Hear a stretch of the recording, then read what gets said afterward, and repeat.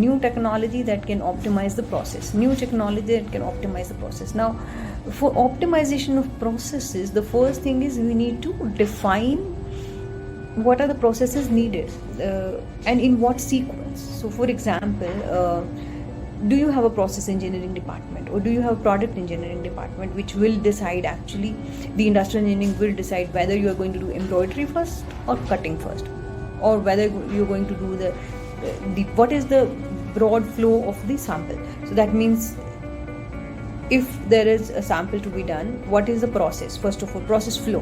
That means if it is cut, sew, embroidery, finish, or if it is cut, embroidery, recut, sew, finish. So there can be many, there can be many scenarios for that. So the whole idea is, first of all, in order to do the optimization of process, we need to see that which is the best way, what is the best process flow from the production point of view, and that is something very, very important. So how do we look at it for setting the process flow in the sampling is we need to actually think from the production aspect. So what is the best way or optimized way to do the process flow from the production point of view? So we need to set up that process flow, and then once we do that, we have to follow that process right down to micro detail of how the production will happen. So once we do that, we will have then optimized the process.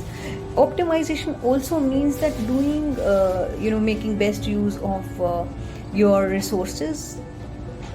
That means your sampling people and as well as sampling machine infrastructure. So in order to have the tool that I was talking to you about, the traceability, if you have the tool, I think that will automatically put you on the path of process optimization, because you're tracking everyone. You know how much work content every person has, what is the resource that is available to you right now, because because we are also tracking the time with it as well. So all of that can also that tool can also help you in optimization of the process. So these were all the brief questions that we have had. I hope I have covered most challenges that you have raised.